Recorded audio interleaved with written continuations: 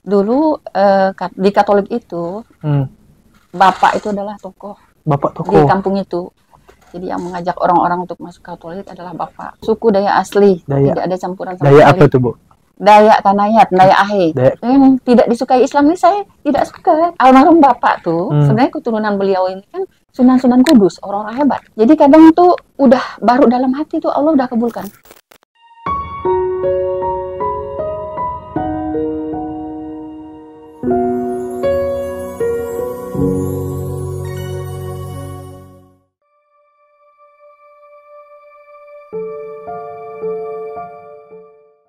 Assalamualaikum warahmatullahi wabarakatuh. Kami mematikan fitur monetisasi dengan tujuan agar Anda bisa menikmati konten-konten kisah mu'alaf kami dengan nyaman tanpa terganggu iklan. Namun, kami ingin terus menghadirkan tayangan dakwah dan kisah inspiratif untuk Anda semuanya. Maka dari itu, untuk membantu channel ini dengan berdonasi ke rekening berikut ini, serta tambahkan angka unik 001 saat transfer. Contoh 500.000 Terima kasih atas dukungan Anda semuanya. Wassalamualaikum warahmatullahi wabarakatuh.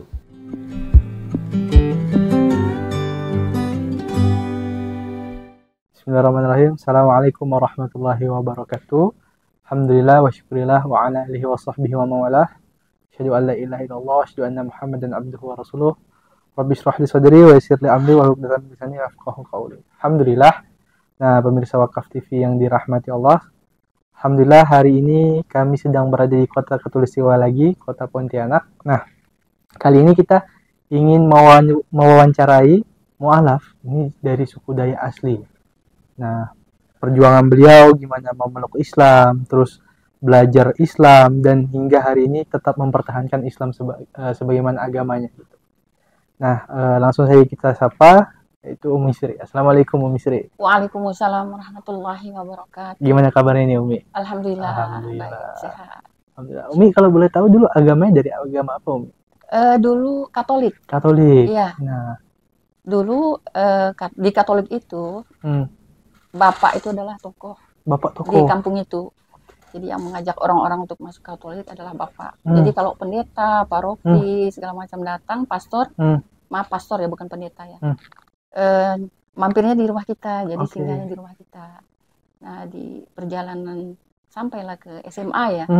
SMA itu masih Katolik. Nah, begitu kelas berapa itu kan baru dibaptis. Baru dibaptis.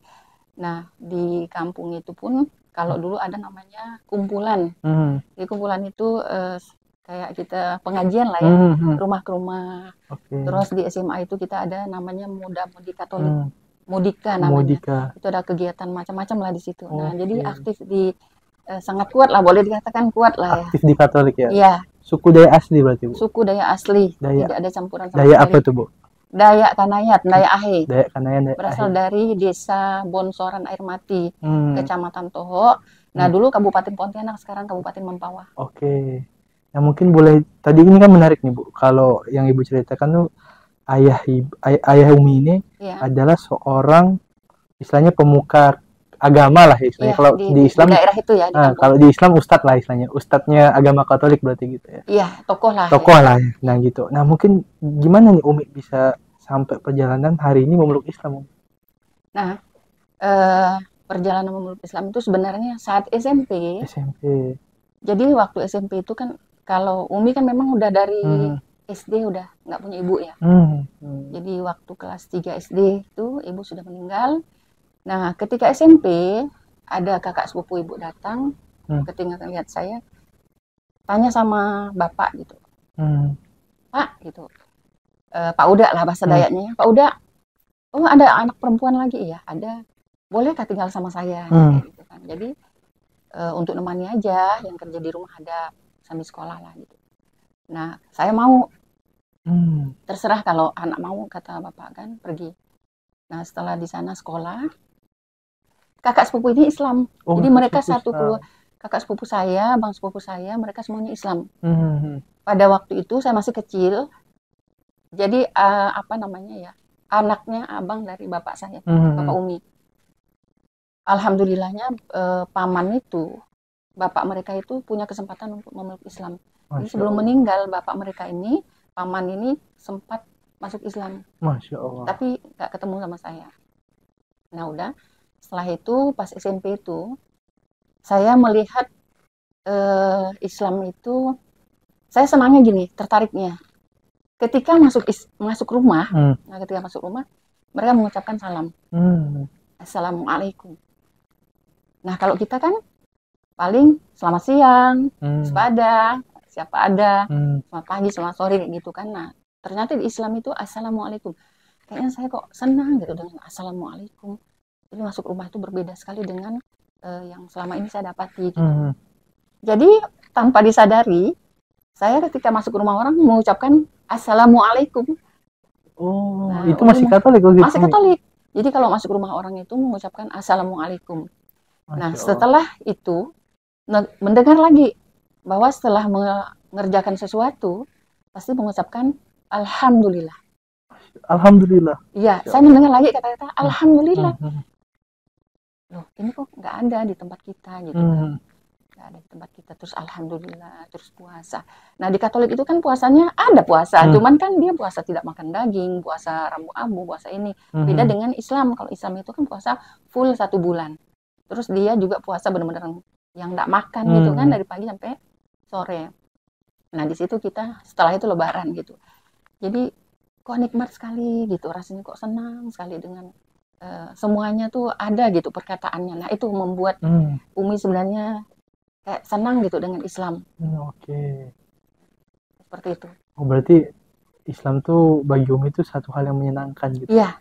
Nah apa yang paling menyenangkan lagi Umi selain hal itu? Selain hari itu perjalanan perkataan-perkataan. Biar Islam ini sholatnya 5 waktu, sementara kita sholatnya kan 1 minggu 1 kali. Itu pun belum tentu ya? Itu pun belum tentu. Kalau Umi dulu memang karena itu tadi lah ya, kok dikatakan Islam itu taat. Jadi memang aktif, memang setiap hari Minggu itu senang, memang ke gereja. Berarti memang Umi memang sebagai inilah ya, sebagai Katolik yang taat juga berarti. Iya, karena itu memang satu-satunya saat itu kan yang kita punya gitu ya, Katolik itu. Jadi kita senang apa kegiatan, ada kegiatan kita senang gitu kan. Nah itu jadi ketika apa namanya berkumpul dengan orang-orang Islam, kok beda gitu. Maksudnya tuh tadinya kita hanya 1 minggu sekali ke gereja, atau kita kayak sembahyang malam, atau kita terus yang paling Umi senang gini juga. Ketika kita mau makan, jadi Umi tuh pergi ke kampung, pulang ke kampung sama kakak sepupu. Nah di sana kan ada kita ke kampung itu, alhamdulillahnya keluarga Umi ini, oh ya abang Umi yang tua, bukan yang tua benar sih, yang tua sekali meninggal ya. Abang Umi yang paling tua itu yang masuk Islam juga. Oh masuk Islam juga? Iya, dia duluan masuk Islam, istrinya kebetulan Jawa Timur. Duluan masuk Islam, cuman saya hanya ngelihat yang di mata saya itu yang kelihatan tuh yang baik-baiknya aja lah gitu, yang maksudnya yang Islamnya yang baik-baik. Ketika saya pernah berdialog dengan kakak itu, kalau kita mau makan itu harus baca bismillah, setelah makan juga harus ada doanya. Terus kalau kita makan juga, ya itu tadi, makanan ada yang dilarang seperti babi. Tapi memang walaupun Umi memang semenjak Umi besar, nggak pernah makan itu gitu. Nah karena ya mungkin merantau SMP, pokoknya SD semenjak Umi itu sadar, tahu gitu, nggak pernah makan babi. Karena ada sepupu Umi juga, tapi dia bukan Islam. Dia tidak makan babi. Dia kalau ada babi itu, dia pernah ada masakan babi, dia cerita ke saya. Jadi dia suruh ngantar gitu mangkuk yang berisi makanan itu gitu. Dia bisa gemetar. Saking dia takut mau makan itu kayak gitu. Nah saya sanggup ya. Saya juga dikatakan boleh nggak suka. Jadi yang tidak disukai Islam ini saya tidak suka kayak gitu. Makan sembelihan kita harus ada baca doa dulu. Kalau tidak baca doa kita tidak boleh makan. Terus semuanya itulah yang membuat Umi kok semuanya ini diatur dalam Islam gitu. Apalagi ketika Umi masuk Islam itu merasakan semua dari bangun, dari sebelum lahir sampai kita lahir, dari kecil bayi sampai kita tua, sampai bahkan kita meninggal, itu semua sudah diatur. Ya Allah. Sudah ada semua. Dari situ yang benar-benar bahagia. Oke, itu yang membuat Umi jatuh cinta dengan agama Islam. Ya. Oke Umi, tadi menarik satu hal. Kan Umi cerita kalau misalnya kan tadi ayah Umi itu memang sebagai tokoh agama lah di sana kan. Nah, itu gimana Umi pandangan Umi dulu terhadap agama Islam? Kan biasanya nih Islam itu kan dipandang seperti radikal, teroris dan segala macamnya. Kalau dari keluarga besar gimana mandang Islam? Nah, karena saya alhamdulillahnya bapaknya Umi juga memang bukan orang yang penentang. Kebetulan bapak Umi ini orangnya usaha lah ya. Kalau abangnya tadi itu kan polisi. Kalau bapak Umi ini kan larinya ke usaha kayak pengusaha gitu. Nah, memang sih turun naik. Ada saatnya turun benar-benar jatuh, ada saatnya memang beliau cepat gitu kembali lagi untuk senang gitu.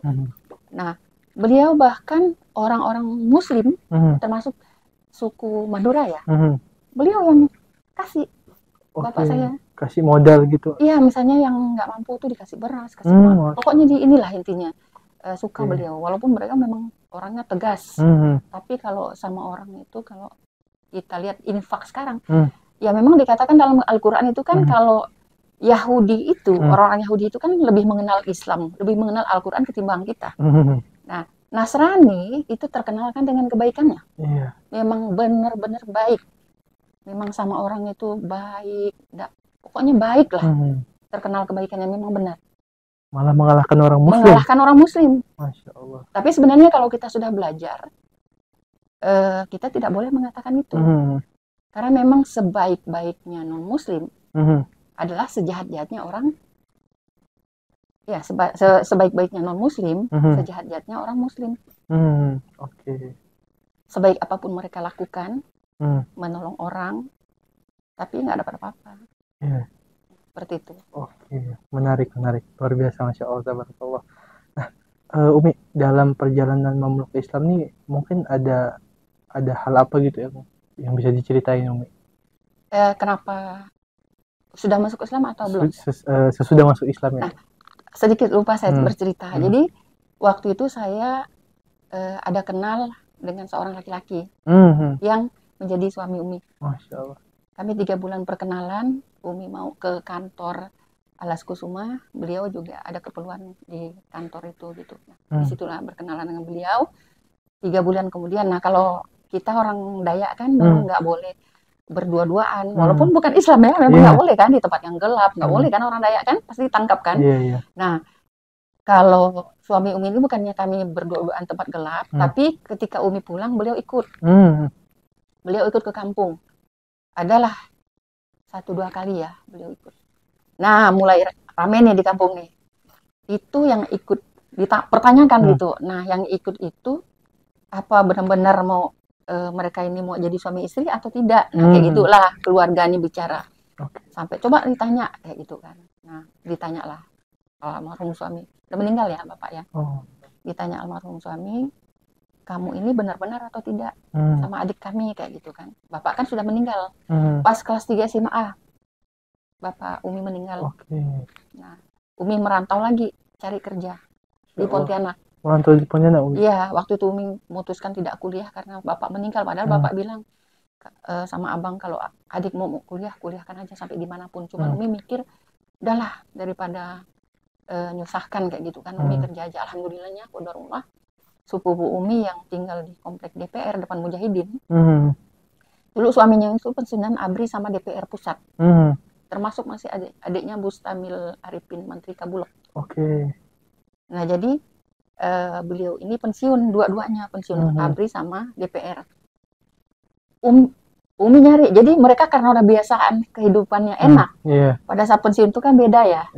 Nah, pas Umi datang, ini belum Islam ya. Pas Umi datang mau cari kerja, beliau dipanggil oleh Benua Indah. Jalan Teguh Umar dulu. Benua Indah itu 4 lantai.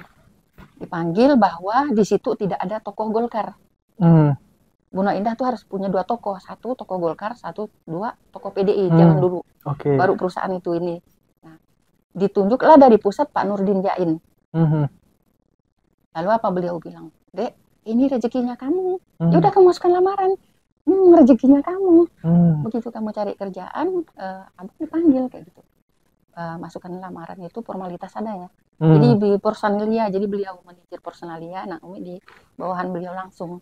Direkrut langsung ya? Iya, langsung masukkan lamaran, kerjalah di Gunung Indah. Waktu itu Umi kan masih putih sekali, jadi dikira Cina gitu kan. Jadi kalau beliau tuh tegas, kalau kita mau ke bank, mobil harus stay, kalau enggak kena marah. Panjanglah perjalanannya. Sampailah Umi ini berhenti gitu dari Benua Indah itu karena ada sesuatu hal. Nah, jadi pas berhenti, sebelum berhenti itu kan memang tadi ada belum kenal sama bapak. Pulang kampung lagi. Pulang kampung, pergi lagi ke kota, tempat orang yang miskin yang tidak punya, naik dengan tujuan mencari kerjaan lagi. Cari kerjaan. Panjanglah perjalanan kalau diceritakan, banyak lika-likunya. Sampailah kenal sama bapak tadi. Nah, udah, terus bapak bilang, tuh bapak kan kehutanan ya. Bapak juga di sini sama pamannya, bapak dari Kudus asli. Kudus. Jawa asli. Kudus. Nah, jadi bapak bilang, tunggu saya ini habis dari lapangan kayak gitu. Insya Allah nanti menikah. Terus mereka bilang, udahlah, nggak usah lama-lama lah, daripada nggak enak dilihat orang. Apa-apa gitu. Memang keluarga Umi kan nggak pernah nuntut yang harus pesta, harus gimana gitu kan. Nah, dengan perjalanannya, mungkin Allah ya.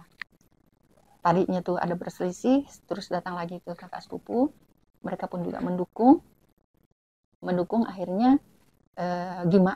Waktu mau menikah nih seru. Jadi mereka bilang almarhum bapak tuh sebenarnya keturunan beliau ini kan Sunan Kudus, orang-orang hebat. Oh, almarhum bapak. Orang-orang iya. Justru keturunan dari Sunan. Iya. Hanya beliau mengaku apa? Karena beliau ini merantau, satu, kedua tinggal di pedalaman. Nggak jauh lah, bukan pedalaman, cuman nggak jauh dari pabrik rokok. Nah, beliau memang keluarga beliau ini apa dulu? Saya pun lupa. Yang jelas nggak mondok lah intinya. Agamanya tuh standar gitu. Walaupun keluarga besar beliau itu ini Sunan Kudus, orangnya hebat-hebat lah ya.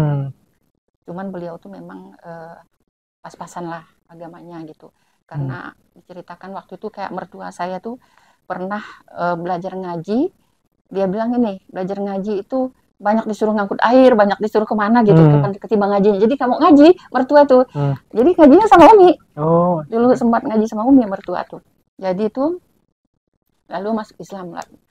Jadi almarhum ini karena tidak terlalu kuat lah ya. Beliau ketika ditanya mau nikah ini, mau masuk Islam atau mau nikah di KUA atau di catatan sipil. Oh, kalau dulu nikahnya bisa di catatan sipil ya? Kalau misalnya Umi nggak masuk Islam, kan nikahnya di catatan sipil. Iya. Nah, ditanya nih Umi, mau nikahnya di KUA atau di catatan sipil? Karena almarhum nggak pernah bilang nanti kalau nikah masuk Islam ya, nggak pernah. Nah, saat itu Umi lalu bilang, saya mau nikahnya di KUA. Saya mau masuk Islam, kayak gitu. Masuk Islam. Oh, alhamdulillah, kata mereka. Kalau begitu, kata kakak sepupu saya, Umi itu, ya udah kita urus dulu masuk Islam. Mereka bilang masuk Islam dulu sebelum menikah. Nah, masuklah Islam 1 hari sebelum menikah. Karena beliau kakak sepupu itu dulu tinggal di komplek DPR yang depan Mujahidin. Mungkin kan banyak kenal kali ya. Dan mudah lah untuk mengurus ke situ. Jadi diurus 1 hari sebelum menikah itu bisa masuk Islam. Bisa selesai. Diurus. Terus yang lucunya lagi, mereka Islam pun nggak ngerti. Dikira kalau Islam itu perempuannya wajib sunat. Mereka malah nggak ngerti, Bang. Jadi Umi itu disunat. Pada saat itu setelah Umi belajar, padahal bukan nggak harus disunat kayak gitu kan. Jadi udah sunat terus masuk Islam, selesai diurus suratnya, masuk Islam. Di tanggal 14 Desember masuk Islam. Tahun berapa itu? Tahun 90. Tahun 90? Iya. Masya Allah. Tahun 90 masuk Islam. Tanggal 13 Desembernya menikah. Jadi tanggal 14 masuk, tanggal 13 menikah. Tanggal 13 masuk, tanggal 14 menikah? Menikah. Oke. Ya. Masya Allah. Nah, masuk Islam karena Umi sendiri yang minta mau masuk Islam. Udah masuk Islam. Setelah itu sempatlah tinggal di kampung ya, ada berapa bulan gitu tinggal di kampung. Setelah itu 3 bulan lah kembali ke Pontianak, tinggal di tempat pamannya berapa hari, terus kita cari kontrakan, dapatlah kontrakan. Saat itu di Jeruju, di Gang Gotong Royong. Nah, ketika di Jeruju tuh Umi 9 bulan kan, setelah itu hamil dekat mau melahirkan, dapat perumahan di komplek itu di Paris. Itu dari kantor kehutanan, dari kantor almarhum bapak. Dapatlah perumahan di Paris, lagi hamil besar, nginap 2 malam, terus melahirkan.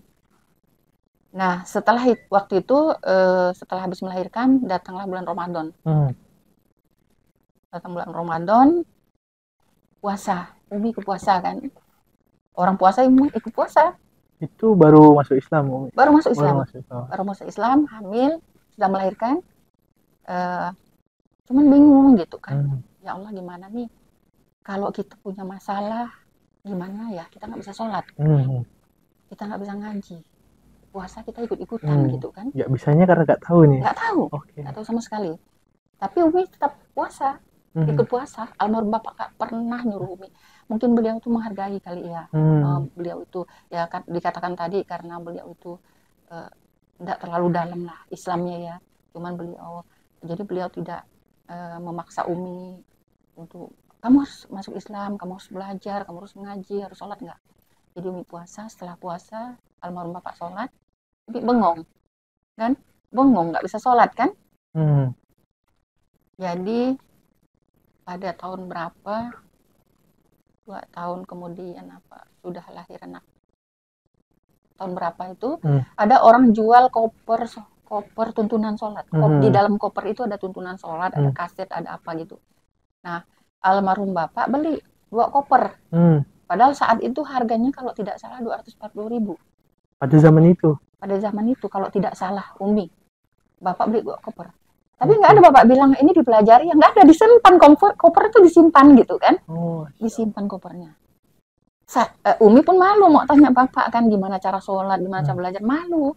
Nah, ketika almarhum bapak pergi ke kantor, kan tadi waktu nikah tuh ada seperangkat alat sholat. Umi gelar sajadahnya, Umi ambil tuntunan sholat, Umi jadi belajar wudhu. Umi baca, lihat wudhu, seperti ini wudhu. Niatnya bacaan sholat, niatnya segala macam semua itulah Umi hafal pakai Latin. Masya. Nah, karena nggak bisa ngaji kan, jadi Umi hafal Latinnya, Umi hafal. Jadi ketika bapak ke kantor, malu mau nanya, Umi hafal Latinnya, Umi belajar sholat segala macam. Nah, setelah itu diam-diam nih bapak nggak tahu. Anak kedua, Umi bilang sama almarhum bapak, bolehkah belajar ngaji? Boleh. Almarhum bapak kan, boleh. Ngajilah Umi, Iqra. Ngaji di Iqra. Aduh, pikir Umi ini nggak bakalan bisa lah. Soalnya sulit lah, nggak bakalan lah bisa. Tapi tetap ngaji walaupun dengan malu gitu. Kayak cacing semua ya Umi tulisannya. Ya? Kayak cacing semua ya. Iya, ngaji lagi 1 minggu 3 kali. Sama Mbak Mini namanya, Masya Allah. Jadi ngaji Iqra. Lama-lama alhamdulillah mudah. Ngaji Iqra itu selesai Iqra lalu ke Quran. Selesai juga Quran. Nah, Umi ngapal.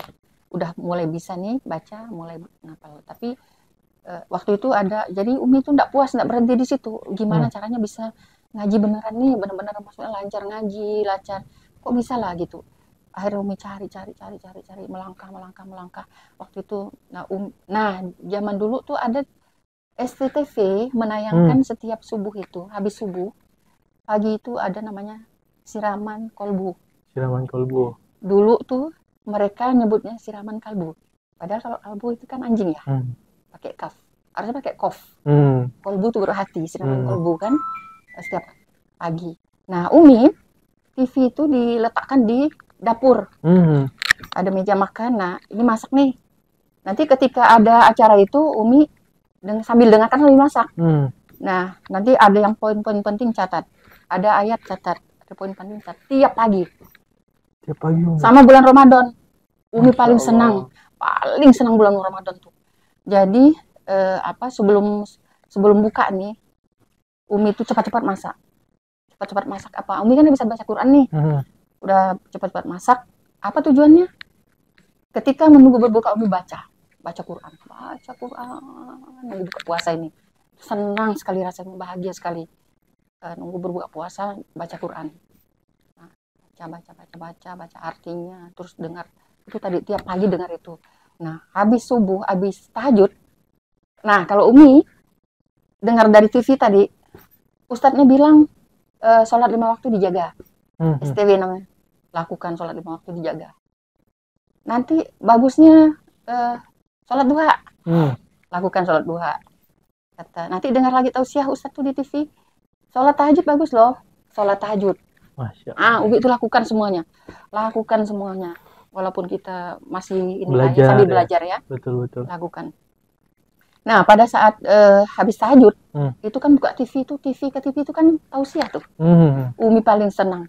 Sampai habis sahur pun, menuju subuh, Umi dengarkan TV terus. Orang tidur, orang ngorong dibangun. Nah, itu yang mungkin yang buat Allah, buat Umi mudah. Oh, di sini loh kamu belajar, di sini kamu belajar. Karena Umi tadi itu mungkin ya mau punya keinginan untuk belajar. Tadi tahajud, duha, itulah Allah untuk buat Umi belajar mudah. Jadi mudah Allah pertemukan gitu. Ketika Umi pas gini, dulu kan bangga nih bisa ngaji. Tapi pas dengar ada Ustadz bilang gini, kamu ini loh ketika ketemu nun bertemu fa, itu bacanya bukan infa atau nun mati bertemu ka, bukan inka. Kamu harus bacanya ilka, ilfa. Jadi samar. Umi bilang saya belum dapat itu. Belum dapat itu. Terus ada di kita punya pengajian komplek. Pengajian komplek tapi gabung dengan orang luar, tapi nggak rame. Jadi di pengajian itu bilang gini, tapi pengajian gitu aja sih, dari 10 menjadi 5 orang. Sampai nggak ada gitu. Seleksi alam. Ya, di Paris 1 pun gitu, ada diumumkan pengajian seluruh Paris 2. Pergi nggak ya, orang udah pintar-pintar, saya belum. Pergi. Nyampe di Masjid Al-Furqan itu, assalamualaikum, mana orangnya ya? Ternyata di belakang, hanya 10 orang. Bu, mohon maaf, ini kah pengajian Paris 2, ibu-ibu Paris 2? Iya, Bu, boleh saya ikut? Boleh, Bu, boleh. Saya belum bisa, saya bilang gitu kan. Sama, Bu, kata mereka. Ternyata ngajinya 2 baris, nah di situ udah mulai dapat tuh. 2 baris, tapi kita mulai dijelaskan, baca ini tuh seperti ini, baca ini seperti ini, dapat. Oh ternyata, jadi Allah bilang, di sini loh kamu belajar, di sini loh kamu belajar, di sini dapatlah. Perjalanan itu dapat, Umi bisa ngapal Quran, Umi bisa belajar tajwid, Umi bisa belajar. Allah permudah semua, Allah mudahkan. Bahkan Bang, yang apa di dulu tuh, itu Allah buat Umi kuat kali ya. Allah nunjukkan ini loh, aku penguasa. Apapun yang kau inginkan, walaupun kamu belum menyatakan masih dalam hati, pasti aku kabulkan, kata Allah. Jadi kadang tuh udah baru dalam hati tuh Allah udah kabulkan. Banyak sekali Bang perjalanannya tuh Allah kabulkan. Wah menarik nih Bu. Apa tuh Bu? Mungkin bisa diceritakan nih Bu, salah satu perjalanan yang Allah kabulkan yang menurut Ibu satu hal yang wah ini kayaknya mustahil, tapi Allah tuh bisa direncana Allah tuh mudah sekali bagi Allah. Ya, satu tadi untuk menuntut ilmu. Jadi Umi dipertemukan dengan orang-orang yang hebat. Kata orang sekarang itu bukan kaleng-kaleng, tapi benar-benar orang-orang yang hebat. Para ulama. Umi pernah di satu panitia itu Syekh Muhammad dari Yaman. Jadi datang ke Pontianak, beliau itu umur 29 tahun, hafiz Quran. Masya Allah. Satu-satunya panitia perempuan adalah Umi. Masya Allah. Dan di situ ada tokoh Madura, tokoh Dayak, tokoh Banten, semua ada tokoh di situ. Umi dari tokoh mualafnya, dari tokoh Dayaknya. Nah, panitia kami begitu jemput di bandara, alhamdulillahnya bapak nih almarhum suami Umi ini, Bang, walaupun beliau agamanya tadi tuh standar, maksudnya biasa-biasa aja. Tapi karena beliau lah saya bisa sampai di tingkat saya bisa ngajar tajwid, bisa ngajar ngapal Quran, bisa apa tuh karena beliau. Karena apa? Beliau tidak pernah melarang ibu belajar.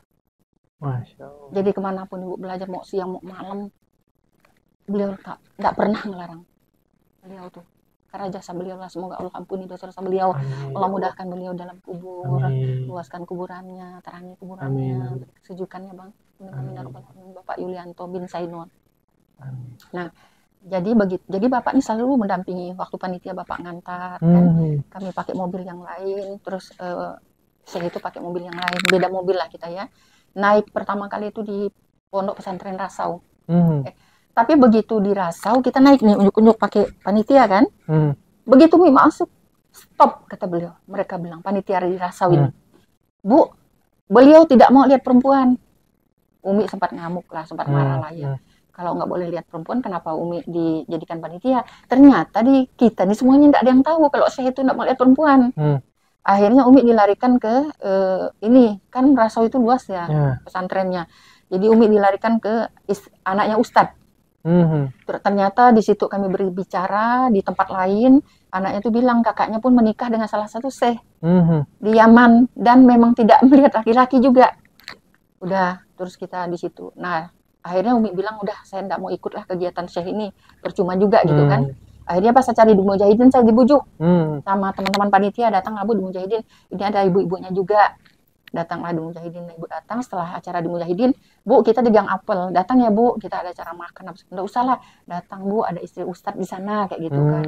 Datang, duduklah ibu di belakang sama istri Ustadz yang punya pondok di Gang Apel itu masih awam kali Bang, masih awam sekali Umi datang duduk di situ makan. Nah saya itu mau ke toilet, mau ke WC, kita suruh lari lagi Bang, suruh lari lagi. Nah, intinya begitu saya itu datang Bang, karena habis Quran. Bulan itu terang Bang, sejuk, Masya Allah. Jadi kalau kelihat perempuan beliau begini, nah itu sampai pengalaman Umi, ya Allah betapa ininya gitu, saking menjaga ininya. Udah itu diletakkan Allah di tempat itu. Tokoh Madura itu Pak siapa kok jadi lupa Umi, beliau itu di tokoh di semua tokoh-tokoh di Pontianak ini. Jadi kalau beliau nanya pun Assalamualaikum Ibu, misalnya kita ada kepanitiaan rapat nih, gimana kabarnya, kayak gitu. Pokoknya intinya yang tingkatan tinggi lah mereka itu. Ya Allah saya ini siapa, ya Allah Engkau angkat derajat hamba, kumpulkan dengan orang yang hebat kayak gitu kan. Nah akhirnya itu salah satu Allah angkat derajat Umi, diletakkan di panitia itu. Belum tentu orang itu pada saat itu ya, pada tahun itu masih awam agama ini, belum ada TV, belum ada apa di Pontianak. Baru belajar juga. Iya baru belajar. Satu, kedua ilmu tadi langsung Allah letakkan di sini loh, di sini. Begitu, oh saya harus belajar ini, tiba-tiba ada ini belajarnya ini loh, ini belajarnya tajwid, ini belajar ini, Masya Allah. Disitulah Umi belajar. Terus Umi misalnya kami ada pada titik yang ini Bang, ujian Umi ketika sama almarhum Bapak itu ditipu. Karena Bapak. Almarhum Bapak itu bisnis ya dulu. Bukan Bapak pegawai negeri. Cuma beliau gini Bang, ketika orang ajak bisnis, beliau mungkin nggak bisa bisnis ya. Jadi misalnya uangnya dikasihkan orang, percaya habis kayak gitu Bang. Betul. Jadi kita ada di tingkat yang nol lah ya. Tapi bukan tingkat nol, memang dari perjalanan kami itu nol lah, karena ditipu orang ya sampai beliau meninggal. Ya Allah. Jadi Bang waktu itu gini, Umi ini kan nggak bisa makan kalau nggak ada sayur, masih bisa makan kalau nggak ada lauk. Nah jadi Umi bilang sama anak-anak tuh maghrib, Mama ini nggak bisa makan kalau nggak ada sayur gitu kan. Iya kata mereka, ada yang masih kecil-kecil mereka nih kan. Nggak lama Bang datang motor tetet kan, rumah kami itu kadang kayak di tetangga ya. Udah di tetangga lah, pikir motor itu berhenti kan, gitu di dapur nih. Assalamualaikum katanya kan, tok kayak di rumah kita gitu kan. Waalaikumsalam, mau buka pintu. Ibu mau sayur enggak Bu? Yang tinggal sama saya tuh Bu, saya tumpangi, ada Mbah jual sayur, dia nggak butuh tumpangan, saya tumpangi di rumah. Dia bawa sayur tuh banyak, nggak mungkin saya habis. Sayur tuh bukan sedikit sayur Bang, banyak Bang. Nah itu luar biasa sekali perjalanannya. Terus Umi pengen apa? Ada. Umi pengen apa? Ada. Sampai Umi tuh pernah kami ngapal Quran. Kami pernah ngapal Quran, dia sama suaminya, Umi, anak Umi yang bungsu, ngasih Mbak nih kan, karena dia waktu itu nggak ikut mondok ngapal Quran tuh karena anaknya masih sekolah, anaknya nggak ada teman gitu. Cuman beliau kok kajian pergi. Anak saya yang tua tuh yang perempuan juga. Ini kan nomor 2 nih. Nah jadi ini sampai pernah gini. Kami pulang naf tuh namanya no sleep after subuh. Tidak tidur setelah subuh, ngapal Quran keliling kan, keliling masjid. Keliling masjid di Pontianak ya. Anak Umi ini kena marah terus yang bungsu kalau nggak bangun, diajak terus. Tapi dalam hati kadang berdoa gini, ya Allah, dia kadang nurut aja. Biarpun cemberut tapi nurut dia kalau diajak ngapal. Pas pergi tuh Bang, hujan lebat Bang, subuh. Kita pakai motor. Hujan lagi nih gitu. Nggak apa, kita turun ya. Pergi kami turun ngapal Quran. Nyampe di tempat, keluar dari tempat kami, ada berapa meter tuh. Di depan tuh nggak hujan Bang. Nggak hujan, terang sekali. Setelah nyampe, ya Allah, kasihlah anak hamba hadiah ya Allah. Karena dia agak cemberut nih gitu kan. Ternyata di situ tuh menyenangkan, ada makan, ada pokoknya menyenangkan di tempat itu Bang. Kalau kayak gitu, udah panjang banyak lah perjalanan. Salah satu gini, pas kami mondok, pulang Nas, ada pohon ini, pohon apa, kelapa. Umi ngomong lah sama, ya Allah banyak ya, buah kelapa itu subur sekali, rindang sekali. Iya Mi, kata mereka kan pergi. Nah kita ada buka puasa sunnah kan, buka puasa bersama, gabung tuh semuanya cewek cowok buka puasa, ada anak-anak di tempatnya gabung buka masak bareng-bareng mereka kan. Sekarang kita disupport tuh Bang, support. Padahal Umi nggak kepengen dari kelapa, cuma bilang banyak ya buah kelapa itu kayak gitu aja lah. Sekali di situ pas kita buka, Umi ngambil minum kita makan. Sekali guru kita ini apa namanya, nggak mau, tiba-tiba disediakan 3 minum. Beliau nggak mau minum air kelapa saat itu. Dia minum yang lain, ada 3 jenis minuman gitu, minum yang lain. Udahlah kasih Umi aja lah, mungkin Umi mau kali air kelapa tuh katanya kan. Punya beliau, punya guru tuh kan, punya guru muda kita. Beliau kali yang mau air kelapa, kasihlah. Nah Bang, saya nggak kepengen air kelapa, tapi malah punya beliau kasih Umi. Umi mau mau lah kata beliau gitu. Padahal sebelumnya mikir itu kelapa. Cuman kelapa rindang bagus nih, banyak nih. Banyak gitu. Nggak ada kepengen ya kelapa itu, nggak ada. Tuh. Terus apa namanya? Itu salah satu kemudahan Allah. Apa yang Umi inginkan tuh ada, apa yang Umi inginkan ada. Terus kami di waktu mondok itu Bang, kami satu ini sama anak nih, satu kan ada piket masak. Sama anak.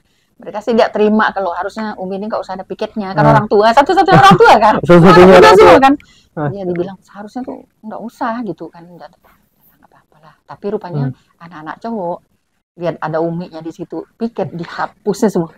Anak-anak yang cowok, mereka kan di tempat yang cowok tuh, karena mereka yang buat jadwal piket kan, lihat ada nama Umi di situ, mereka buang. Anak-anak cowok, masya Allah. Mereka nggak mau Uminya piket gitu. Jadi yang cewek mungkin masih nggak care lah ya, kecuali anak Umi gitu.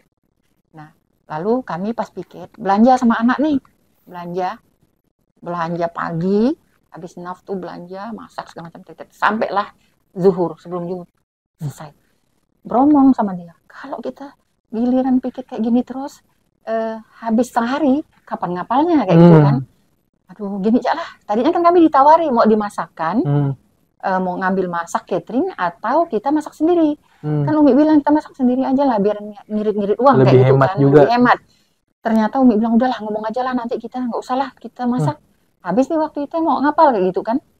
Begitu belum Umi ngomong nih, Bang, kita baru ada kajian malam.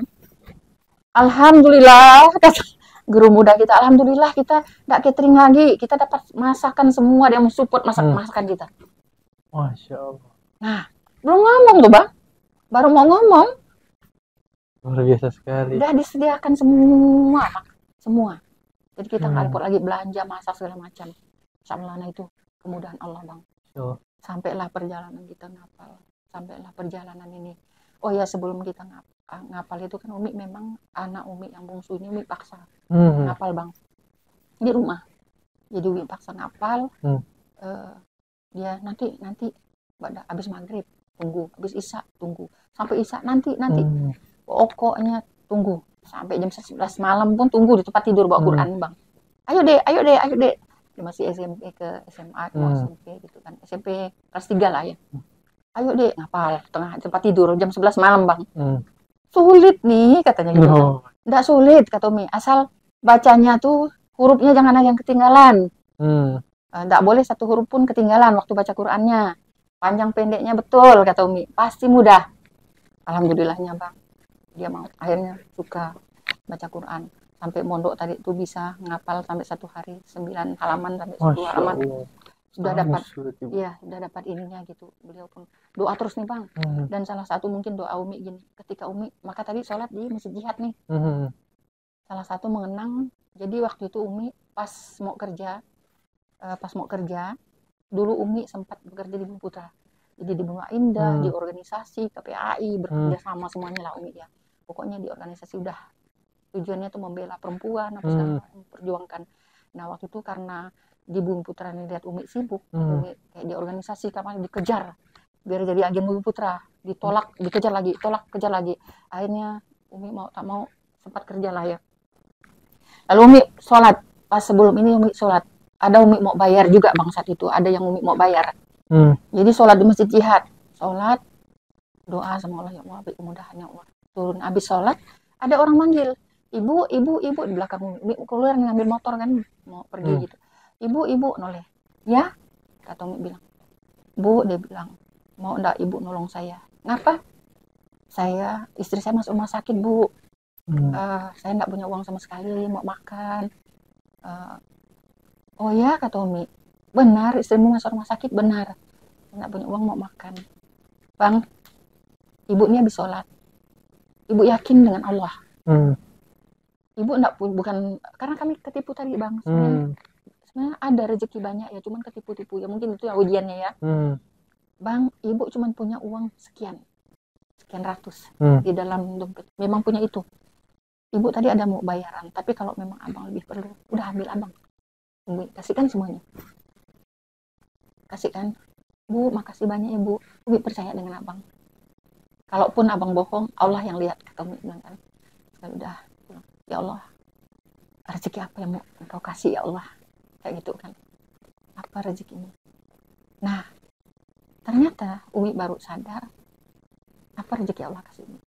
Anak Umi itu mau ngapal Quran sampai sekarang lah, berangkat ke Mesir. Masya Allah. Sampai perjalanannya. Wah itu merinding sih Umi, dengerin Umi. Allah. Padahal Umi kan perjalanan Umi ngaji itu waktu anak kedua kan ini nih. Melahirkan anak Umi kedua baru belajar ngaji Bang. Abang bayangkan lah, bisa ngajar orang bahkan yang dulu sekolahnya aliyah, kepala-kepala di kantor. Beliau pun dulu boleh dikatakan ibu itu katanya disuruh ngajar malah di Muhtadin. Tapi ketika ngapal sama Umi, Umi bilang ikhfa'nya belum benar, tipisnya belum benar nih, kata Umi bilang gitu.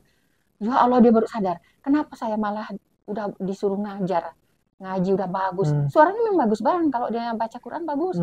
Tapi ketika kalau orang sadar, dia nggak bisa, shin yang tengah lidah ke langit-langit dia nggak bisa, R-nya dia bertimpa, banyaklah kelemahan. Itu Umi protes, dikejarnya Umi, mau belajar sama Umi. Masya Allah. Jadi itu di situ, itu. Jadi alhamdulillahnya anak Umi itu mau ngapal Quran. Dek, kata Umi bilang nanti tamat SMA ngapal Qurannya Dek ya. Pokok bujuk lah sambil doa, utama doa sama Allah sih Bang. Di tahajud tuh doa terus. Sampai pernah anak Umi nih, Umi kehilangan dompet. Anak Umi. Dia kehilangan pada bulan Ramadan itu. Padahal uang di dompet itu cuma 50.000 Bang. Cuman surat-suratnya. Dia ngantarkan tas temannya. Umi bilang nggak usah nak, udah malam dah nih, habis tarawih kan. Apa sebentar pergi. Dia dijamret depan Untan Bang. Di Untan dijamret, dikejarnya. Rupanya yang ngantar dia ngejar jamret itu komplotannya. Nah, diantar udah pulang habis. Apa yang habis? Surat-suratnya, tasnya habis, jamret. Ya Allah. Udah lapor polisi belum? Di Untan kan ada kan? Belum. Ya Allah, surat-surat yang penting. Doa lagi habis tahajud. Ya Allah, kembalikanlah surat-surat anak hamba ya Allah. Walaupun uangnya hanya 50.000, surat-suratnya ya Allah. Minimal dilemparkan orang dekat sini ya Allah. Jadi surat-surat saat itu kan susah ngurus surat kan. Doanya kayak gitu Bang. Pas pagi keluar teras, tasnya dilempar dalam teras Bang. Tasnya malah datang. Tas anak nih. Ya Allah. Jadi suratnya utuh semuanya, uangnya 50.000 diambil Bang.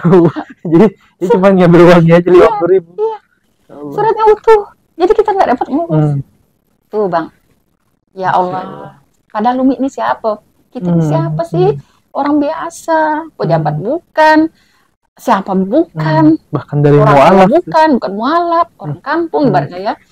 Tapi Allah itu maha besar, Allah maha, masya Allah maha memuliakan, maha mengangkat semuanya, maha penolong. Udah dapat. Pernah lagi bang, karena kami pergi mau, jadi gini, anak-anak ini pada mimpi almarhum bapak. Umi bilang gini, kalau mimpi almarhum bapak, kita silaturahmi ke orang yang bapak sayangi. Kita pergi habis sholat maghrib ya. Nah, habis sholat isya, si kecil tadi, cucu tadi, digendong Umi. Ada cucu yang satu, oma yang gendong, dia ngotot suruh omanya gendong pakai gendongan. Jadi dompet Umi nih masuk dalam gendongan, sambil di motor itu cium cucu, lupa dengan dompet nih kan, jatuh di ujung gang. Mereka ini sama suaminya tuh, anak saya yang nomor 2 nih sama suaminya di belakang. Sekali dia ngelihat orang tuh ngambil dompet, pikir tuh dia buru-buru balik ngambil dompetnya, pikir dompet dia. Udahlah anak saya enggak apa-apa. Nyampe depan Al-Furqan, Mbak, dompet mama hilang Mbak, kayak gitu kan. Wah, balik lagi kami. Sekali dia bilang, dompet kah? Dia bilang gitu. Iya, udah diambil sama orang. Dia tahu ciri-cirinya, tinggi, motornya segala macam bang. Dia tahu. Dikejar, dia buka email segala macam kan. Ini orang masuk sini. Ternyata masuk di sebelahnya. Laporlah polisi. Lalu polisi bilang, ada bawa kotak ininya Bu. Kotak HP-nya. Nggak ada. Ya udah kata polisi bilang, ibu sabar-sabar aja, besok aja ibu kembali sini lagi, bawa kotak HP-nya, uangnya tuh menurut ibu ratusan juga bang, adalah 300 lebih, itu untuk ini bang, untuk buka puasa anak-anak penghafal Quran, buat kue. Ya Allah, udah pulang ke rumah, wudu, sholat 2 rakaat, tidur. Setelah tidur bangun tahajud, doanya salah sih bang, ya Allah, kalau memang uang dan HP bukan rezeki hamba, kembalikan surat-surat hamba ya Allah. Kayak gitu ya. Kayak gitu doanya salah kan? HP sama uang kalau bukan rezeki, kembalikan surat-surat doanya kan. Nah, tadinya kita nih kembali yang subuh tadi, kembali ke, lupa Umi ceritakan. Jadi kembali ke mau ngapal tadi. Saat itu Umi enggak mau ngapal. Nunggu orang yang mau kembalikan. Karena dompet yang hilang tadi itu. Iya, karena udah doa sama Allah. Kayak gitu loh bang, dulu tuh yakin banget gitu, yakin kalau Allah tuh ini akan mengantarkan gitu kan. Jadi kita nggak usah hari ini, kita nggak usah ngapal gitu kan, nunggu orang gitu kan. Sampailah habis sholat, habis zikir, habis apa, belum ada datang orangnya. Tapi kan memang kebiasaan habis sholat zikir baca Quran kayak gitu kan. Ya, sambil mana ya orangnya kok nggak datang ya? Sambil mau ngambil Quran, duduk di kursi. Assalamualaikum katanya kan. Nah, dia ini terus bapak sebelah, Bu ada tamu ya, saya tahu. Silakan bang. Udah tahu kalau ada orang mau datang gitu kan. Silakan bang, masuk ke rumah. Terus dia bilang ini, Bu, mohon maaf, dia sopan dengan padahal tahu dia lah orangnya. Karena anak satu cerita, ciri-cirinya tinggi, motornya dilepas KB-nya bang, KB-nya dilepas biar nggak ketahuan. Tadi sebenarnya dia ini tujuannya mau minta lagi uang sama ibu sebenarnya. Cuman karena ibu ini ngadunya ke Allah, jadi Allah balikan gitu. Dia ke situ bukan mau ngantar surat-surat sebenarnya, tapi qadarullah Allah perjalankan. Dia tujuannya walaupun mau minta uang, tapi Allah kasihkan ini kayak gitu. Nah dia masuk, Bu, dia bilang, dia bohong sama ibu. Mohon maaf tadi habis sholat subuh teman saya nemukan dompet ibu. Terus dia cerita ke saya bilang, ih kamu ini, udahlah HP, uang kamu ambil enggak masalah. Kembalikan tuh surat-suratnya, kayak gitu kan. Saya bilang gitu sama teman saya, padahal dia bang. Kali bangunkan anak saya yang tua, mau bangunkan adiknya, dia udah mau. Nah, Umi bilang orang udah ada di depan, jangan ribut. Sekali dia panggil adiknya rupanya kan, adiknya udah mau marah, jangan marah. Kata Umi bilang kan, udah dia bilang gini, pas ini ibu, dia bilang, jadi saya kembalikan surat-surat ibu. Langsung ibu ini, oh alhamdulillah. Padahal mau tahu enggak bang, kata ibu bilang, di dalam uang itu, uang yang diambil, ibu buka, oh ternyata surat-suratnya. Udah alhamdulillah, memang doa ibu kayak gini lah. Surat-suratnya minta sama Allah, HP sama uangnya diambil orang, udah semoga nanti dia bertobat orang itu, kata ibu bilang kan. Padahal bang, kata ibu bilang, uang itu untuk beli snack untuk buka puasa anak penghafal Quran. Oh, Oh, kayak gitu Bang, dia kayak ada rasa Rasa takut gitu ya, ada rasa sedih. gelisah. Dalam hatian Umi, biarlah dia semoga dia dapat hidayah kayak gitu Masya kan. Allah. Nah, udah sampailah dia, nanti ya Bu ya, kalau saya ketemu orangnya saya bilangkan sama orangnya, iya Bang, pulang dia. Pulang, dia ngecek email, diceknya Bang. HP Anda tidak lama keluar dari itu. Nah, idealah dia. Masih sama dia HP itu. Dalakan. Itu Bang. Sampai diangkat yang tadi dibuang di teras, dompet anak nih, mengembalikan surat-surat, tasnya dibuang di teras, terus yang ibu punya diantar dalam rumah. Gitu. Masya Allah, luar biasa sekali ya. Maksudnya dalam perjalanan Umi Sri ini mengenal Islam itu kan ada istilahnya perjalanan-perjalanan yang luar biasa nih, yang kayak dompet hilang, tiba-tiba bisa datang lagi, dan juga berbagai macam, bahkan sampai anak Umi bisa ngapal Al-Quran dan hari ini sampai di Mesir tuh Masya Allah, tabarakallah Umi. Maksudnya Umi yang sebagai seorang mu'alaf gitu kan, mungkin dulunya Umi nggak pernah terpikir ya anak bisa ngapal Quran. Nggak pernah, jangankan anak bisa ngapal Quran, Umi ketika belajar Iqra itu udah bilang sulit nggak bakalan bisa lah. Itu Umi sendiri aja. Umi sendiri yang menganggap, karena mau nyebutnya tuh sulit, nyebut walaupun yang mengajarkan itu hanya a, ba, ta, sa gitu, bukan yang makhrijul huruf. Dan seperti Umi pelajari sekarang, setelah belajar ternyata lebih sulit lagi menyebut makhrijul huruf. Alhamdulillah Umi ngajar itu kan tahsin kan. Nah, jadi itu sampailah kayak gitu Umi ngajarnya. Nah, ada lagi yang menarik juga Bang. Jadi saat mondok, alhamdulillah itulah tadi kita uang waktu kita infakkan habis di Masjid Jihad. Akhirnya Allah buat anak Umi mau ngapal Quran kan, itu karena Allah. Hadiah apa yang Allah mau berikan gitu. Ternyata itu uang yang kita punya habis dikasihkan. Kita kasihkan abang itu tadi. Itu Bang. Nah, terus sampailah almarhum tuh bilang gini, "Nak, kamu ngapal Quran dulu ya," Umi bilang. Almarhum rupanya waktu di rumah sakit bilang gini sama anaknya, "Nak, kamu ikut mama ya, ngapal Quran dulu, jangan kuliah dulu. Taman SMA, nanti kalau udah selesai ngapal Quran, nanti bapak belikan motor, papa belikan motor," katanya. Barulah kuliah, kayak gitu bahasa almarhum sebelum meninggal. Beliau masuk rumah sakit. Jadi beliau cerita. Jadi mau lah ngapal Quran, setengah ngapal. Beliau ini tadi dapat pola ngapalnya udah dapat Bang, makanya dia cepat ya.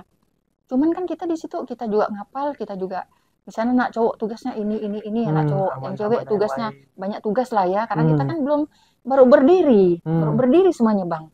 Jadi semua kita kerjakan sendiri. Yang berbagi tugas lah dengan anak cowok ya, santri cowok. Nah, dia akhirnya dia bilang gini, dia sempat kesal tuh anak cowok tuh Bang. Dia udah ngapal banyak-banyak, ketika mau setor dia disuruh pergi. Nah, ketika dia mau setor udah nggak ada yang terima setoran kan, gantian tuh terima setoran tuh gantian. Misalnya abang nyetor, nanti abang terima kayak gitu. Gantian. Udah nggak ada, kesal. Udahlah nggak usah ngapal Quran lah kalau gitu. Udah banyak-banyak ngapal Quran nggak setor kayak gitu. Pas ngapal lagi di masjid ketemu kita. Ketemu sama anak. Lalu saya bilang sama anak, dia cerita. Nang, kadang manggil dia Nang, kadang adik, kadang apa anak tuh. Nah, ngapal Quran itu kan Allah udah bilang, coba kamu buka Al-Baqarah 177. 1177. Allah bilang apa? Kita bukan hanya maksudnya kebajikan itu bukan hanya menghafal Quran, baca Quran, sholat atau apa.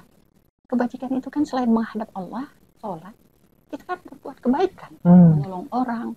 Banyaklah kebaikan-kebaikan, kita berkata yang baik, memberikan yang pokoknya semuanya lah, memberikan yang kita sayangi, banyak. Itu kamu baca, kamu ingat lagi lah baca surah itu. Oh iya. Habis itu dia dapat mimpi lagi. Pas dapat dari saya surah Al-Baqarah 177 tadi, itu dapat mimpi. Papanya itu datang, minta ambilkan air Bang. Padahal air itu dekat sekali dengan papanya, tapi ngapa papanya minta dia ngambilkan. Dia cerita ke saya tuh. Setelah diambilkan, baru dia terbangun. Oh ternyata dia ngambil hikmahnya, walaupun dekat. Jadi kita harus berbuat untuk orang lain. Mau nggak kita berbuat untuk orang lain? Masya Allah. Mau nggak kita nolong orang lain? Jadi begitu ada apa dia ngejar dulu. Dia ngapal Quran tuh Bang. Dia mau ngetes hafalan Qurannya Bang. Pernah dia mau ngetes, dia kan di lantai atas tuh. Jadi tempatnya tuh besar tuh Bang, besar. Dari atas tuh ada apa ya? Jadi dia mau ngetesnya gini. Ya Allah, kalau memang benar menghafal Quran ini ngomong dikabulkan ya Allah. Saya nggak pernah lihat ini layang-layang. Saya nggak pernah lihat layang-layang, dia bilang. Dia kan nggak pernah main layang-layang kan anak saya itu kan. Cuman pengen lihat gitu. Saya nggak pernah lihat layang-layang. Kalau memang benar ngapal Quran ini dijabah mulutnya, saya nggak pernah lihat layang-layang. Nggak lama datang layang-layang besar bang, jatuh ke dia. Padahal di atas, di loteng. Masya Allah. Dia cerita ke saya. Nah itu bang, jadi tuh Masya Allah. Luar biasa ya Bu. Pokoknya itulah bang. Nah dia ngapal sampailah perjalanan dia bilang ini dia mau, Umi bilang gini,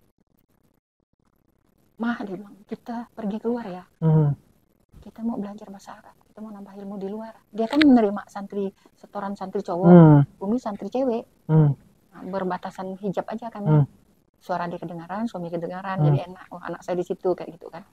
Jadi si yang mbak ini kadang mengerjakan yang lain.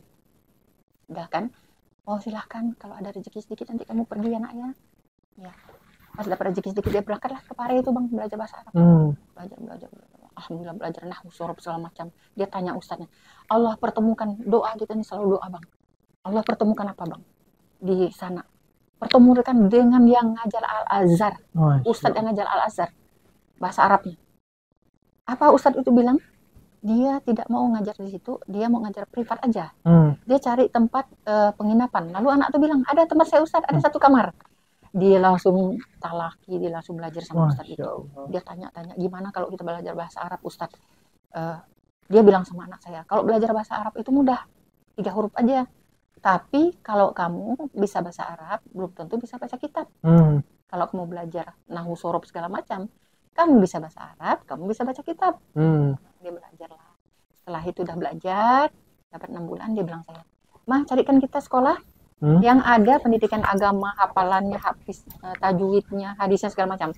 Di mana? Terserah mama. Nah, ya udah. Nggak pengen ke Mesir kah? Pengen sih, tapi nanti lah S2 kata dia. Ya Allah, doa lagi sama Allah. Bang Habibi, Ustaz Habibi. Vito pengen ke Mesir tapi mau S2. Jangan nih katanya. Kalau dia mau sekarang aja kata. Oke, Dek, sekarang aja Dek. Nantilah sekali dia dapat, ya Allah, doa lagi sama Allah. Ya Allah, pengen anak lagi ke Mesir ya Allah. Doa, enggak lama di WA, kita mau ke Turki. Oh ya udah, alhamdulillah, apalah ke Turki ya. Rupanya dipelajari Turki itu apa? Oh kayaknya cuma setahun lah, kayaknya cuma kayak belajar gitu. Nah, jadilah kita ke Turki, kita mau ke Mesir.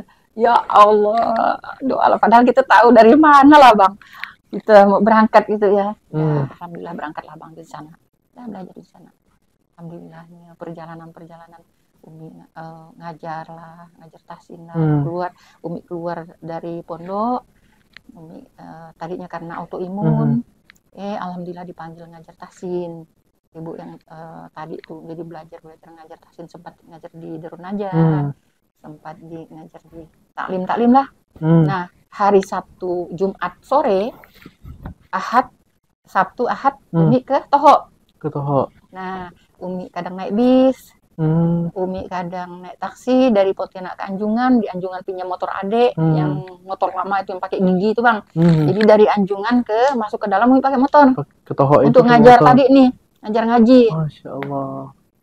Ya qadarullah lah bang, ngajar di sana mereka senang bang, senang mereka tiap hari ngajar, senang sekali mereka tuh. Rasa nggak mau berhenti, rasa mau tiap hari kata mereka. Cuman sayangnya kan saya nggak tinggal di sana. Insya Allah doa aja saya bilang gitu kan. Sempat terhenti ya, ada sesuatu karena di sana kita perlu biaya juga kan. Jadi kita harus kayak naik taksi, kita harus biaya. Udah terhentilah ngajar di sana bang. Cuman kadang Umi tuh misalnya Umi bilang sama mereka nanti suatu saat kalau Allah sudah kasih jalan, insya Allah nanti bisa ngajar lagi di sini. Terus kadang ngajar ngaji misalnya tajwid lewat HP malam misalnya kan, video call atau apa gitu online yang benar-benar tak bisa ngaji. Ada juga yang di Islam asli tak bisa ngaji sama sekali, tak bisa sholat sama sekali. Nah belajar sama Umi. Jadi semua alhamdulillah lah bang, semoga manfaat. Jadi itu, nah sampailah di perjalanan yang tadi jemaah Umi yang belajar sama Umi itu, mereka ini bulan kurban itu ini kasih kita daging kurban untuk gitu bang. Masya Allah. Nah yang ngaji sama Umi itu dulu ada beberapa kali ya, tiap tahun itu. Jadi daging itu awalnya dapat sedikit bang dari Surau Nur Usman, Masya Allah, semoga Allah balas Surau Nur Usman ya bang ya. Jadi dulu hanya 6 kantong. Nah di sana kan lumayan banyak gitu kan. Gimana caranya 6 kantong ini dimasak? dimasak, jadilah banyak kan. Panggillah semuanya. Sampailah pengajian dari dalam. Pedalaman mereka rupanya ada pengajian. Dari dalam tuh ada masjid. Kalau daerah Umi itu 6 kilo, Bang. 6 kilo, tapi kan jalan pedalaman kan beda ya, Umi pula sih sebenarnya jalannya bagus, Bang. Karena dia tepi jalan. Cuman, mereka ini ponakan-ponakan Umi, cucu-cucu Umi yang diajar nih. Mereka tuh malu. Mau pergi ke satu yang Islam tadi, yang masuk Islam tadi ini mereka enggak berani. Yang satu enggak berani bawa motor. Yang lainnya mereka malu mau belajar di masjid Kuala Toh namanya. Mereka malu mau belajar di sana, mungkin mereka udah pintar-pintar. Kayak gitu, Bang. Mereka enggak mau. Jadi Umi ajar. Umi ngajarnya sampai Iqra, makhorijul huruf ngajarnya kan. Udah ngajar sampailah mau buat masjid. Sana mau buat surau, buat masjid. Masya Allahnya ada orang mau mendukung, Mak. Jadi tuh cuman ya itu halangan. Ujiannya sampailah sekarang. Panjanglah perjalanannya, tapi insya Allah lah nanti Allah beri kemudahan. Amin. Semoga suatu waktu saya bisa main tempat Umi yang di sana. Boleh. Cuma di sana itu Bang, memang lumayan mualafnya. Kan di tempat Umi nih, desanya tuh terpotong-potong Bang. Desanya tuh. Jadi satu kecamatan masuk ke dalam itu, daerah Umi itu kan ada namanya Air Mati, ada namanya Bilado, Jamping, Sarapak, Bonsoran tuh daerah Umi. Jadi desanya tuh ini enggak jadi satu, adalah jedah kosong tanah kayak gitu. Tapi jalan. Nah, cuma di sana keluarga Umi ini banyak yang non-muslimnya. Tapi yang muslimah sudah ada 13 kakak. Tapi yang daerah situ ada lagi yang daerah lain yang tidak terhitung gitu. Yang selama ini kita kasih. Nah, di sana boleh nanti Bang kalau kita suatu saat ke sana. Sampailah bawa ngajarkan fardu kifayah apa ke sana. Nah, setelah Umi berhenti Desember kemarin, Umi berhenti total ngajar taklim. Karena satu Umi fokus dengan si adik. Adik yang masih sekolah ini. Karena dia masih tanggung jawab Umi masih punya tanggung jawab untuk gimana dia bisa lanjut. Karena dia belum beasiswa Bang. Nah, jadi gimana caranya dia masih lanjut belajar. Jadi Umi bilang mohon maaf, saya fokus dulu karena dan ibu pun sudah banyak yang udah bisa, ada yang udah bisa menggantikan Umi ngajar di situ gitu loh. Nah, jadi tuh hanya daerah Toho yang belum bisa. Ketika Umi tanya mereka belum bisa. Nanti suatu saat lah ke sana lagi gitu kan. Nah, jadi Umi berhenti Desember itu hanya ngajar-ngajar online yang misalnya yang mau belajar, teleponan lah sama Umi kayak gitu kan. Nah, jadi tuh seperti itu Bang. Berhenti ngajar taklim Desember kemarin. Hanya cuman Umi senang sih sebenarnya. Kan orang bilang gini, Bang. Makanya ibu-ibu muslim asli, kakak-kakak, abang-abang muslim asli maupun yang baru masuk ilmu, Umi selalu bilang gini. Yang muslim asli, mereka bilang gini sama Umi, ya Allah kami yang mualaf. Ya Allah enggak bisa mulut ini. Bisa kita ngajarkan gini, ha itu tengah lidah, tengah tenggorokan bisa gitu. Ha, tengah tenggorokan. Bukan ha tebal itu pangkal katanya. Susah nih, susah kayak gitu. Kami yang susah nih belajar. Tidak ada yang susah, Umi bilang. Allah bilang di surah Al-Qamar itu 4 kali. Allah bilang mudah. Walaqad yassarnal Qur'an. Iya. Jadi mereka pokoknya misalnya motivasi mereka gini. Satu, ibu-ibu yang muslim asli Bang, mereka muslim asli, ibu-ibu maupun anak-anak. Umi selalu bilang gini. Tidak ada yang sulit bagi Allah. Hanya kosongkan, niatkan kita belajar karena Allah. Betul-betul belajar. Tidak perlu banyak guru, tidak perlu banyak pengajian. Pengajian satu aja. Yang penting kita benar-benar belajar. Bukan kita yang hebat. Kayak saya, apa yang hebat saya? Tidak ada kehebatan. Saya non-muslim awalnya. Katolik, tidak ngerti sama sekali. Kenapa saya bisa? Allah. Nah, kalau ibu-ibu sudah benar-benar belajar, hilangkan niat yang buruk, pikiran yang buruk, belajar benar-benar niat karena Allah. Belajar ke sini niat karena Allah. Nah, pasti Allah yang buat mudah. Umi bilang, Allah yang mudahkan, Allah yang buat kita pintar, bukan kita sendiri. Ketika kita mau ikhtiar belajar, Allah yang buat kita pintar. Tidak ada yang pintar di dunia ini kecuali Allah. Masya Allah. Nah, itu mereka yang senang tuh Bang, kayak gitu Bang. Jadi Umi bilang, malu Mi, malu. Tidak ada yang malu kalau mau pelajari agama Allah. Umi bilang, kalau malu takut itu hanya sama Allah. Kalau sama manusia nggak usah malu. Mereka mau ngejek, mau apa, mereka yang dosa, mereka yang rugi. Atau Umi bilang, karena apa Umi bilang? Kalau kita belajar tajwid, Satu kampung ini, satu komplek ini tidak ada yang belajar, semua nanggung dosanya. Karena itu hukumnya fardu kifayah. Betul, betul. Tapi kalau di dalam komplek ini sudah ada yang belajar, tidak lagi kita menanggung dosanya. Tinggal kita ngajar. Kalau kita sudah mau ngajak orang tidak mau belajar, nah kita pun udah lepas. Ya, tapi kita ajak dulu. Betul, betul. Kalau orang juga tidak mau belajar, kita lepas. Yang Allah benci, udah tidak bisa, tidak mau belajar. Itu repot tuh, Umi. Nah, Umi bilang gitu. Itu yang Allah benci. Tapi kalau kita belajar, Allah paling senang. Itu Umi selalu motivasi orang kayak gitu. Saya aja bisa, kenapa ibu-ibu nggak bisa? Siapa saya? Saya bukan siapa-siapa. Umi bilang gitu. Pasti bisa, Bu. Insya Allah. Nanti ibu akan merasakan gini. Karena saya juga di fase itu. Ya Allah, payah belajar ngaji susah, ngapal Quran susah. Tapi karena kita ikhtiar, kita lupa dengan kata-kata kita tidak bisa tadi. Tiba-tiba Allah lupa. Tiba-tiba, kok bisa ya? Kok bertemannya dengan orang-orang yang hebat? Kok Allah pertemukan dengan ini? Itu Allah. Masya Allah, luar biasa. Karena Umi itu bilang kalau yang mualaf, Bu, hebat, Bu, pengen. Ayo, Umi bilang. Justru saya malah siapkan ke orang-orang yang tidak pandai sama sekali. Oke, yang udah pandai saya tinggalkan. Yang tidak pandai sama sekali, ayo. Sampai ada di Kuala Toho tuh anak angkat abang. Ketemu waktu Lebaran, Idul Fitri. Alah Bu, saya pengen. Dulu saya pengen jadi ustadz. Dia mualaf juga. Mualaf juga, dia dapat di Bandung, dia sekolah di Bandung. Kan mualaf, dapat orang Bandung ya.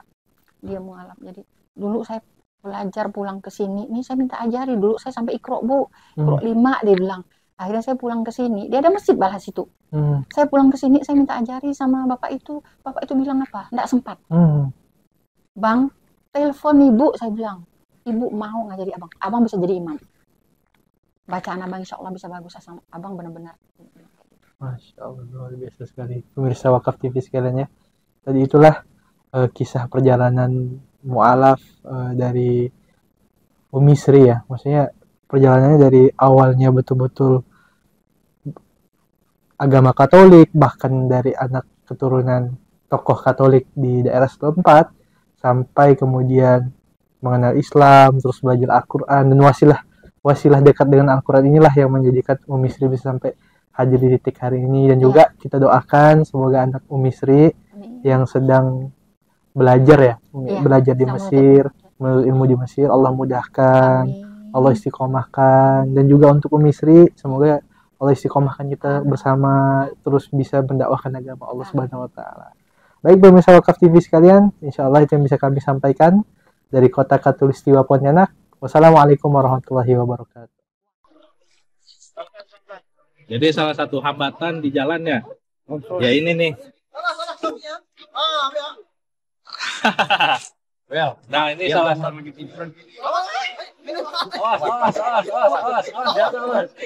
Hampir aja nih kawan kita jatuh ke sungai.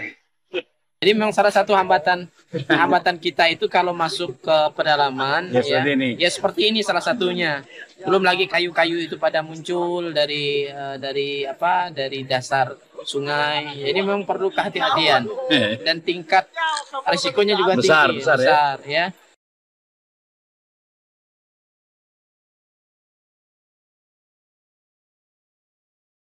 Ya begini kondisi ketika kita masuk ke pedalaman Sinten, Kalimantan Barat, kita memang harus bisa membaca kondisi sungai, kondisi alam. Kalau pada saat air naik, kita aman. Pada saat air surut, maka kondisinya kita harus berhati-hati. Pada siang hari ini kita akan berangkat menuju Desa Mentatai. Dalam perjalanan insya Allah bisa ditempuh nanti bersama dengan tim kurang lebih 6-7 jam. Pada malam hari nanti kita akan bertemu dengan warga umat Islam yang ada di pedalaman Desa Mentatai.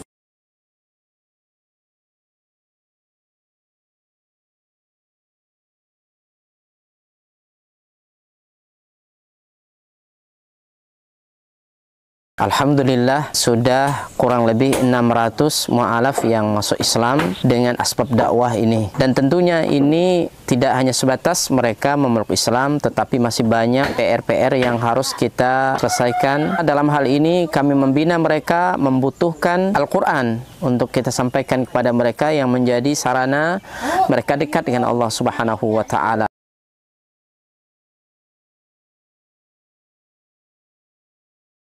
Kami berharap dan mengharapkan bantuan dari seluruh kaum muslimin untuk mensupport dakwah ini dengan berwakaf Al-Quran di Badan Wakaf Al-Quran.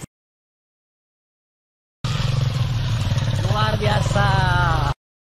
Kaum muslimin yang dicintai oleh Allah Subhanahu wa taala, perlu kita ketahui bahwa pondok ini sangat dibutuhkan karena memang di sini sangat minim akan bahkan mungkin bukan lagi dikatakan minim, memang tidak ada lembaga semacam pondok pesantren yang berdiri di Desa Nangatempunak ini. Yang kedua adalah kerusakan akidah. Ya, jadi di sini jika tidak ada pesantren ini rusaknya luar biasa. Apalagi memang pemurtatan sangat kuat di Desa Nangatempunak ini. Jadi memang misionaris-misionaris itu masuk kemari itu dengan materi yang kuat, ya, dengan iming-iming yang kuat. Dengan adanya pondok pesantren ini mengkader anak-anak para mu'alaf, ya, dari suku Dayak yang berasal dari pedalaman, ini sangat mudah. Jika mereka sudah belajar agama, kemudian mereka sudah paham dengan agama dan mereka sudah hafal Quran, mereka akan kita kembalikan ke kampung-kampung mereka.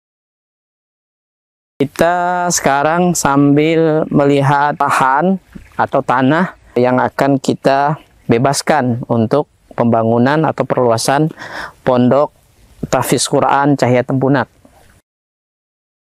Lokasi ini adalah lokasi yang bebas daripada banjir dan luasnya kurang lebih 4 hektar, dan insya Allah di sini nanti akan kita bangun sarana ibadah, kemudian sarana untuk tinggal mukimnya para santri, kemudian aula belajar dan pertemuan para santri. Dengan demikian ini akan membantu dakwah dan memaksimalkan dakwah di pelosok pedalaman Sintang, Kalimantan Barat. Kami mengajak kepada seluruh kaum muslimin untuk mensupport, membantu dakwah ini dengan menyiapkan donasi dan wakaf terbaik melalui Badan Wakaf Al-Quran, dan semoga apa yang kita korbankan di jalan Allah SWT, harta kita, lelahnya kita, semua akan Allah berikan ganti dengan ganti yang lebih baik, kemudian diberikan balasan dengan balasan yang terbaik. Dan kami mendoakan semoga antum semua dijaga oleh Allah SWT dari seluruh musibah baik dunia maupun akhirat. Barakallahu fikum. Assalamualaikum warahmatullahi wabarakatuh.